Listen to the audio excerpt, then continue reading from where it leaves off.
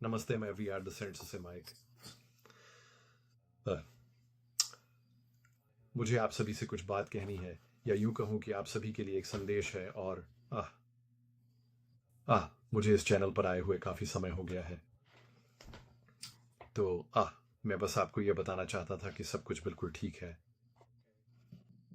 आह, बस कुछ समय की छुट्टी ले रहा था। मैं बहुत बहुत व्यस्त रहा हूँ, और इसलिए काम और परिवार के साथ आह मैं बस आपको ये बताना चाहता था कि सब कुछ ठीक है, सब कुछ बढ़िया है। बस आह मैं और प्रभु हमेशा साथ रहे हैं। आह हम बातचीत कर रहे हैं, और आप जानते हैं, मैं प्रभु ईश्वर के साथ कुछ समय से गुजर रहा हूँ। बस मैं और वे, और ऐसी बातें जिनसे मुझे काम करना पड़ा है या जिनसे मुझे खुद को बाहर निकालना पड़ा है, वह सिर्फ इस कारण है कि विकास, बस परिष्करण के लिए, बस आप जानते हैं, ताकि ये पक्का कर सकूं कि मैं एक तरह से मार्ग पर बना हुआ हूँ। बहुत सारी बहुत सारी चीज़ें चल रही थीं, और मैंने महसूस किया कि मैं खुद को जिन चीज़ों को मैं सामान्यतः प्रभु के साथ करता था, उनसे दूर होता जा रहा था। और इसलिए मुझे ऐसा लगा कि मुझे खुद मूल बातों पर वापस आने की ज़रूरत है, और ऊ कुछ ध्यान भटकाने वाली चीज़ों से खुद को दूर कर लूं। अब मैं पिछले लगभग 6 हफ्तों से डिस्कॉर्ड पर ज़्यादा सक्रिय नहीं रहा हूं। यह मुख्य रूप से एक सोची समझी रणनीति का हिस्सा ही था। अम हाँ, दूसरे क्षेत्रों में मेरे लिए बहुत कुछ करने को था, जिन पर ध्यान देने की ज़रूरत थी, और मुझे अपने प्रयास वहीं लगाने पड़े। और अम चैनल का भी यही हाल है। मैं ज़्यादा वीडियो नहीं बना रहा, पर प्रभु से बातें कर रहा हूँ। तो मेरे पास यहाँ कई संदेश हैं जो एक साथ समूहित हैं। मैंने प्रभु से पूछा कि क्या यह ठीक है, और उन्होंने कहा हाँ, बस बस एक ही वीडियो में ये सब डाल दो, एक से ज़्यादा बनाने की ज़रूरत नहीं है। ये सब बहुत अच्छे से बहता है।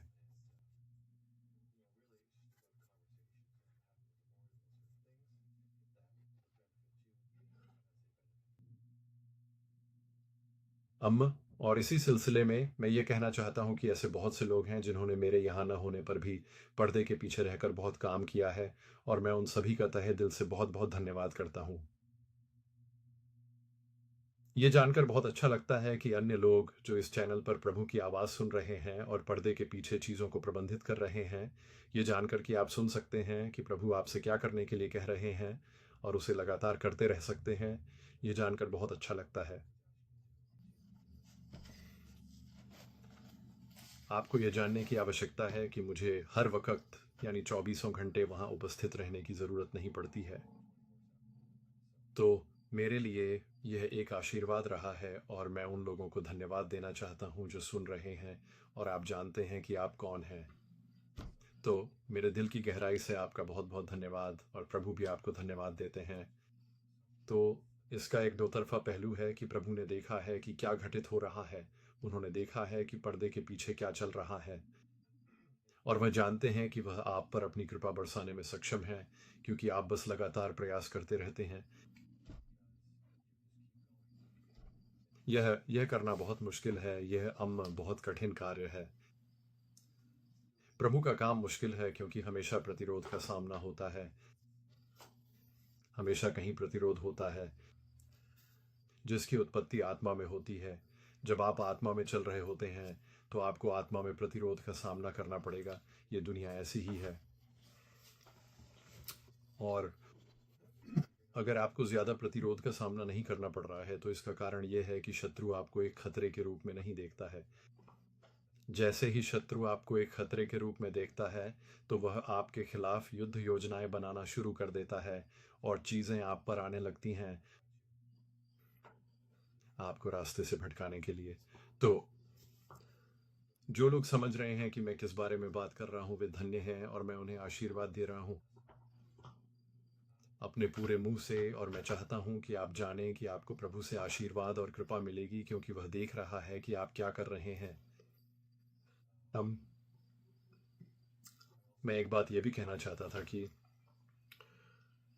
हम और भी संदेश आएंगे। अब ये और भी नियमित होगा।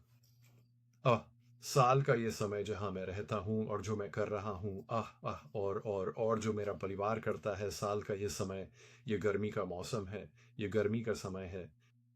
यहाँ नोवा स्कोटिया, कनाडा में गर्मियों का मौसम बहुत छोटा होता है और इसलिए हम इसका पूरा फ़ायदा उठाने की कोशिश करते हैं। तो मेरे बच्चे, मेरा परिवार, मेरा बाकी परिवार, हम गर्मियों में बहुत कुछ करते हैं और इसके अलावा मेरा काम भी बहुत व्यस्त रहा है, तो ये मेरे लिए बहुत व्यस्त समय रहा है। और मैं आपकी प्रार्थनाओं को बहुत महत्व देता हूँ क्योंकि पिछले 6 या 7 सप्ताह में कुछ उतार-चढ़ाव रहे हैं। मैं आपकी प्रार्थनाओं की सराहना करता हूँ क्योंकि मुझे पता है कि आप में से कई मेरे लिए प्रार्थना कर रहे हैं। हाँ, मैं इस बारे में बस इतना ही कहूँगा। धन्यवाद। तो आपके लिए एक संदेश है और मुझे उम्मीद है कि ये आपको पसंद आएगा। ये एक लंबा संदेश होगा जैसा कि आप टाइम स्टैम्प से देख सकते हैं, लेकिन ये बहुत फ़ायदेमंद है। मुझे लगता है कि आप मेरे पास कुछ है जो मैं शुरू से लेकर अंत तक कहना चाहूँगा और शायद अंत में भी। पर सबसे पहले मैं कहना चाहता हूँ, पर आप जानते हैं मेरी भूमिका और इस चैनल की भूमिका, साथ ही डिस्कॉर्ड पर उन सभी लोगों की भूमिका जो स्वेच्छा से कार्य कर रहे हैं और कुछ सामग्री का प्रबंधन कर रहे हैं, वह यह है। हमारी भूमिका यहाँ है। हम एक प्रकाश स्तंभ हैं। हम तूफान में एक प्रकाश स्तंभ की तरह हैं। अ, हम उनमें से हैं जो जंगल में पुकारते हैं। आपको अपने मार्ग सीधे करने के लिए कह रहे हैं। हम तो बस साधारण लोग हैं जो प्रभु की इच्छा पूरी करने की कोशिश कर रहे हैं ताकि ताकि आपको दिखा सकें यीशु कि यीशु कौन है और उनका आपसे प्यार और कौन है यीशु का चरित्र वास्तव में कैसा है। वो यीशु जिनसे मैं मिला 7 साल पहले। मेरा कर्तव्य है कि मैं आपको यह समझाने की कोशिश करूं कि वह यीशु कौन है। वो यीशु जो आपसे बेइंतहा प्यार करता है और वह आपसे बात करना चाहता है और वह चाहता है कि आप उसे सुने। वह चाहते हैं कि आप समझें कि प्रेम सबसे महत्वपूर्ण है और यह कि वह आपको कभी दोषी नहीं ठहराता। तो यही हमारा काम है, आपको यीशु की दिशा में ले जाना और उसके साथ एक रिश्ता विकसित करना ताकि आप उसे खुद सुन सकें और आपके जीवन में उसके मार्गदर्शन के लिए हमारी भूमिका बस इतनी ही है। हम आपसे यह उम्मीद नहीं करते कि आप हमें प्रभु का विकल्प मानने की ज़रूरत नहीं है। हम ऐसा बिल्कुल नहीं चाहते। हम इसे स्वीकार नहीं करेंगे। हम आपको अपने अनुभवों और प्रभु ईश्वर के संदेशों को साझा करके एक बेहतर रिश्ता बनाने में मदद करेंगे क्योंकि प्रभु हमसे बातें कर रहे हैं और हमें क्या करना चाहिए ये बता रहे हैं। पर प्रभु ने मुझे इन सालों में जो दिखाया, मैं जितना हो सके वो सब आपको मुफ्त में देता हूँ। तो यह हमारी भूमिका है। इस चैनल के नेता के रूप में यही मेरी भूमिका है। मैं यहाँ का प्रबंधक हूँ या आप जो भी मुझे कहना चाहें।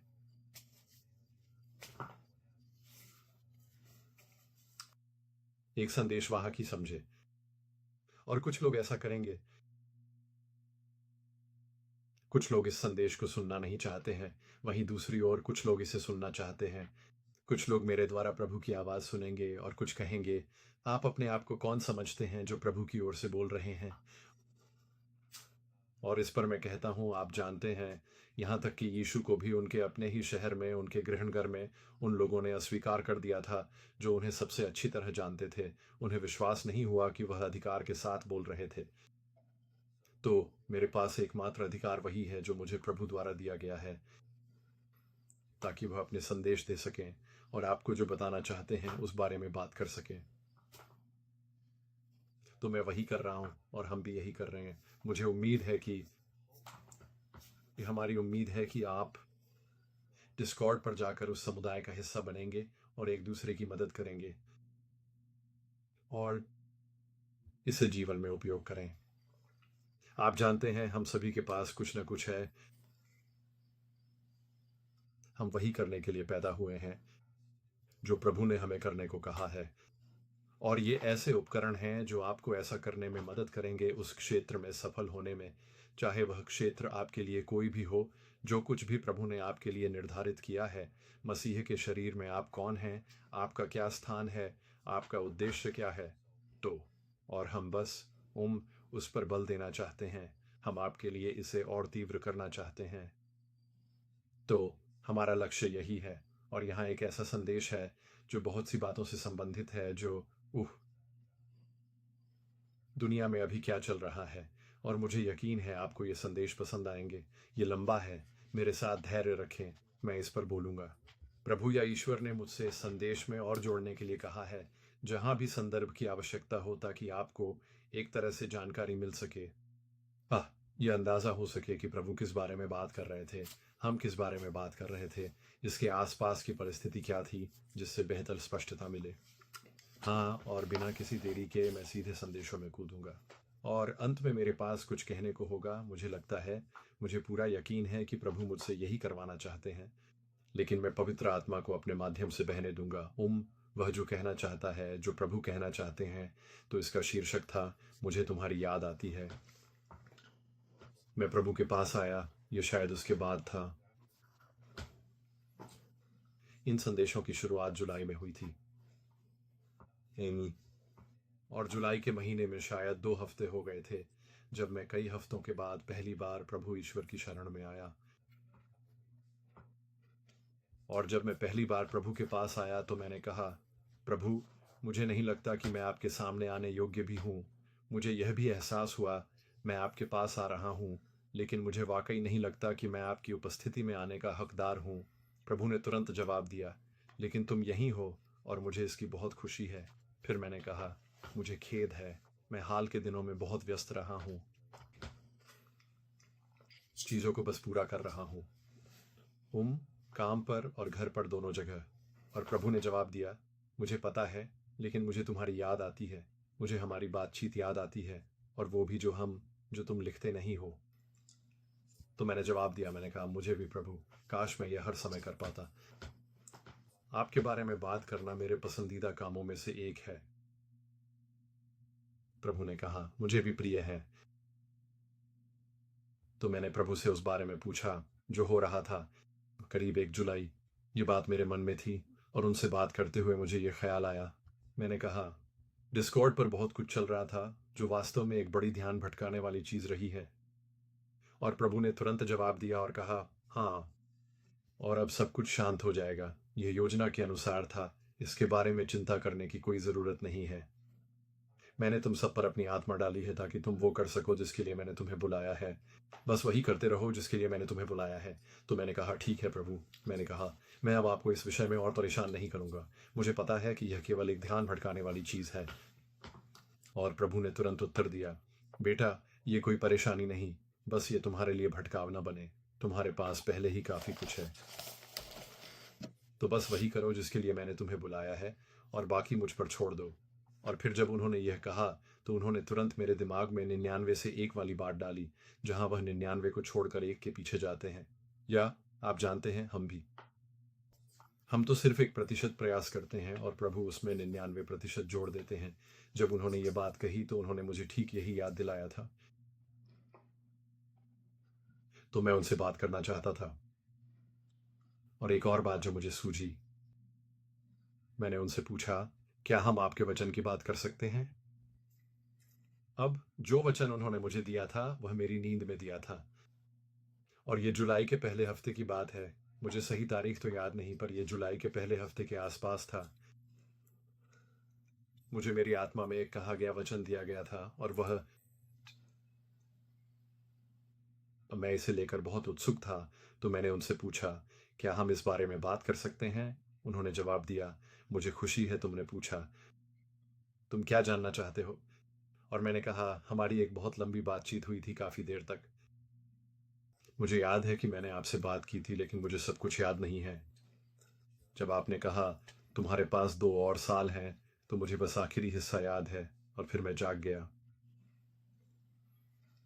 मुझे इस बातचीत का पूरा हिस्सा क्यों याद नहीं रह सकता। और प्रभु ने कहा, मैं तुम्हें वह बातचीत याद रखने नहीं दूंगा, क्योंकि यह अभी तुम्हारे जानने के लिए नहीं है। प्रिय, विश्वास करो, तुमने अपने समूह से पूछा और डिस्कॉर्ड पर प्रार्थना करने को कहा और उन प्रार्थनाओं का उत्तर दिया गया। मेरे बच्चों, माइकल ने मेरे हृदय का दर्द महसूस किया और जान गया कि कुछ होने वाला है। वह मेरी आत्मा से जानता था कि दुनिया को प्रार्थना की ज़रूरत है, इसलिए उसने तुमसे संपर्क किया और तुरंत प्रार्थना करने को कहा। और तुमने प्रार्थना की। मेरे अनमोल बच्चों, तुम्हारी प्रार्थनाएं सुन ली गई हैं। हाँ, तुम्हारी प्रार्थनाएं हमारे पिता के लिए एक सुंदर भेंट थीं। और वह रो पड़े जैसे मैं रो पड़ा। इसलिए मुझे आपको ये बताते हुए खुशी हो रही है कि आप सभी के पास मेरी भेड़ों को इकट्ठा करने के लिए 2 और साल हैं। अब तुम सोच रहे हो, क्या आप 2 साल में वापस आ रहे हैं? मैंने ऐसा नहीं कहा।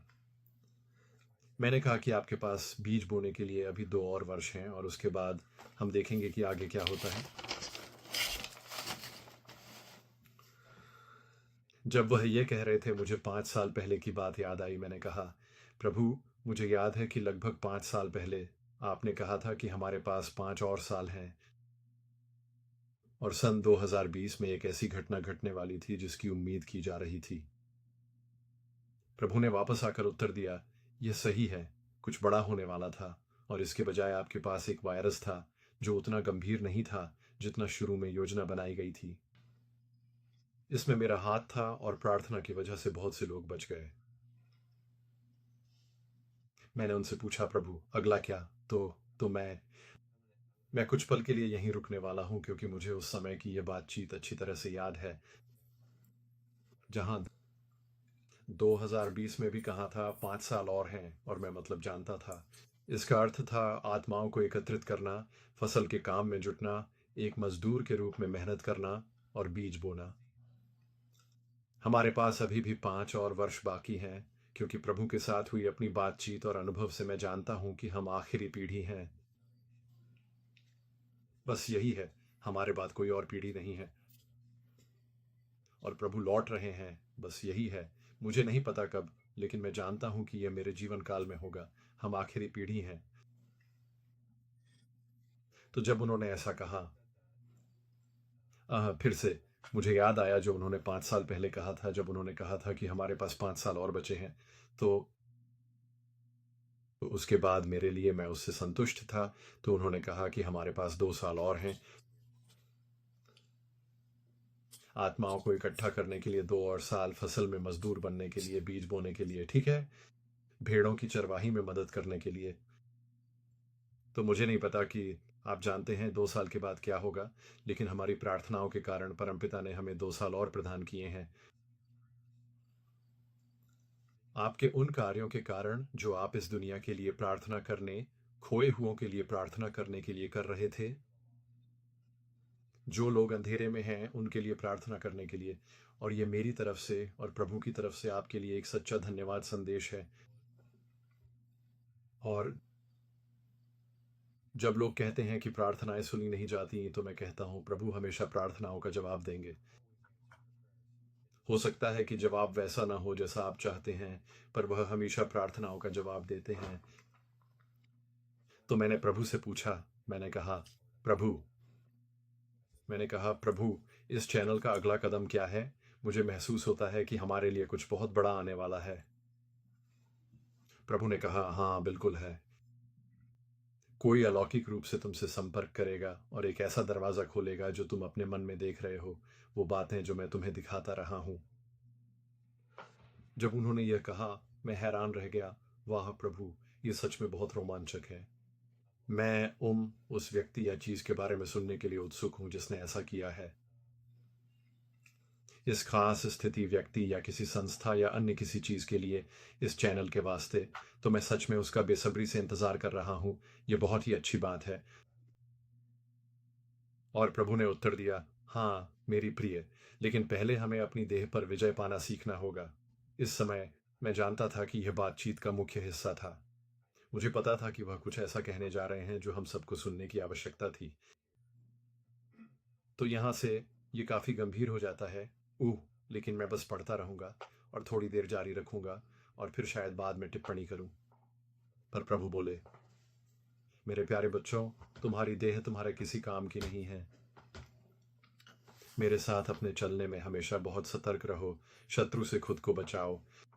तुम्हारे जीवन में बहुत सारी चुनौतियां हैं और मैं उन्हें होने देता हूं, चाहे वे अच्छी हों या बुरी। ऐसा क्यों है? ताकि तुम मेरे जैसा बनना सीख सको। ये सरल नहीं, इसीलिए मैंने कहा कि देह किसी काम की नहीं है।